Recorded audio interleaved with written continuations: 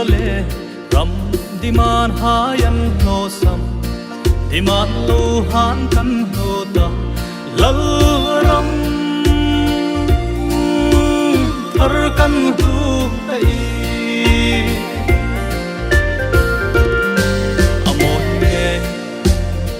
amoy nge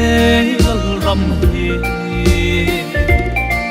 adung le khang in khi thei lo ma ngai khop ya ni hey ro le sul thang lo lal ram ani đi man ram nei hai ding chen lu thei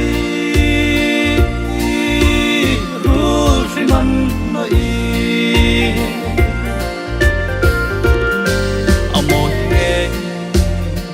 amoy nge lal ram hi adung le khang in khi thei lo ma ngai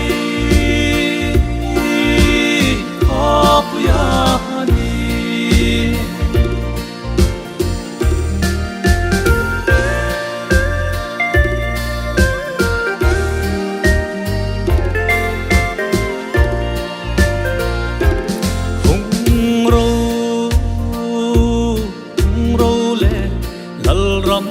pui an hoi si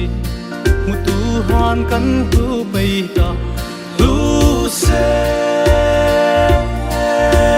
rul re man mai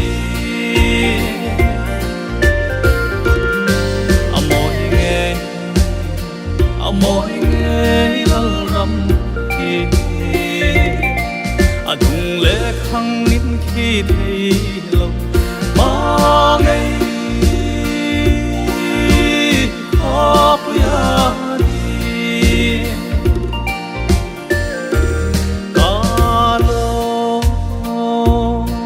kalong he san hin na khopui ani trit ding rim alo no lal ve hin khopui ani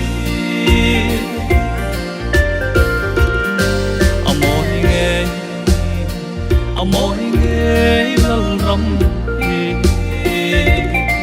adung le khang in khi thei lo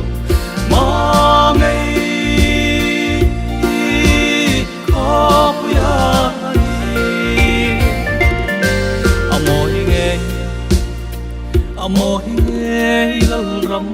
hi adung le khang in khi thei lo ma